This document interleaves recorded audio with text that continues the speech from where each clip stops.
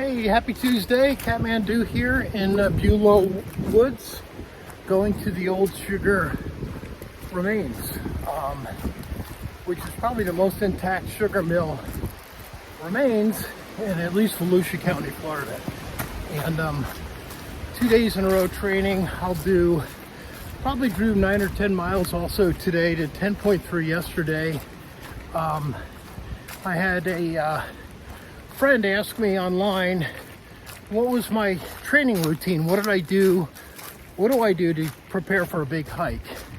And well, I think it's going to depend on your age, but you know, I'm 60, and for me the best easiest thing is to never stop training, but I just vary my intensity. So I bike. If I'm not biking, I'm hiking. So I'm always doing one or the other for the most part. As I get near to a hike, I'm about 2.5 months out from the CDT. I put my backpack on and I'm trying to do more intensified hikes. So longer in duration, 10 to 14 miles, depending on the day. I start out with 25 pounds in my pack. I'll work that all the way up to about 2 weeks before I take off to my actual weight, which could be 35 or 38 pounds. So it's just hiking with a pack. I start every day out with yoga and stretching. Regardless of the activity, I do that particular day, or if I have, you know, 1 day of rest. I usually rest 1 day and I let the weather dictate what day that is. So I might wake up and go, I really don't feel like pounding 10 miles of the backpack today. Oh well, I'm doing it. It's a nice day. Today would have been a biking day, so I would have biked 16 to 20 miles, intermittent wind sprints for cardio. But as you can hear, it's windy as heck. And again, laugh at my expense, please. It's a chilly 60 degrees. So the wind chill's probably 50, which is really the perfect temperature for hiking. So instead of biking today, I said, nope. Told Denise last night, I'm gonna go hiking. And so hiking it is. I'll go biking tomorrow. We're gonna go see a dear friend who just turned 89 on Thursday, and then Friday back to hiking, and then probably biking over the weekend. So I typically don't hike because of how busy places are on the weekend. I like to stay away from crowds. So so that's the routine. I'll do that every week, add a little bit more weight until I'm up to, you know, my actual pack weight.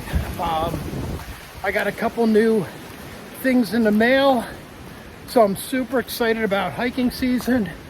I got 2 pairs of Ultras. Hopefully one will take me through New Mexico. So I have the Ultra Timp 4s. If you follow me before, you know I never buy the latest model. I always buy last year's because everybody sang their praise last year. Nothing wrong with them.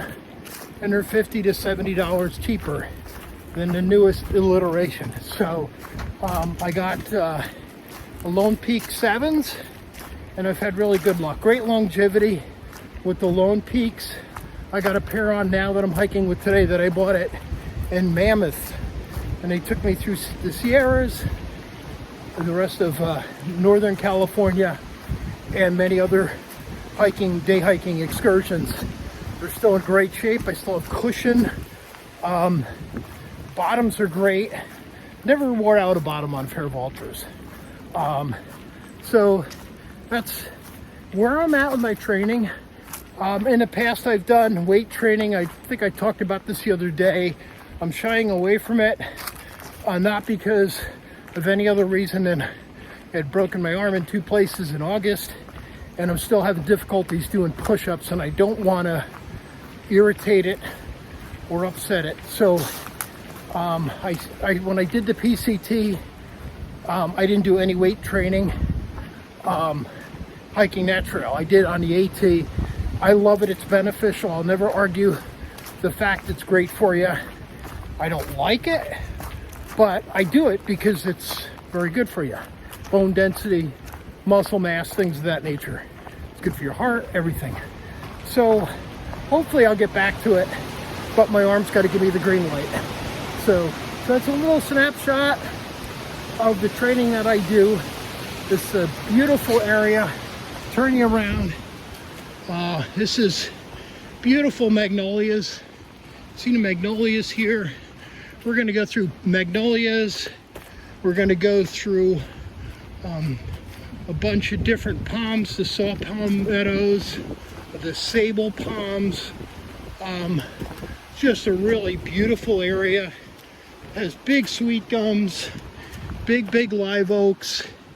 It's like walking in a park, and it's kind of a romantic trail in the sense that, you know, it's like nostalgic Florida, you know, the natural woods. It's not many invasives in here, so it's kind of like it was years and years ago, complete with the mud.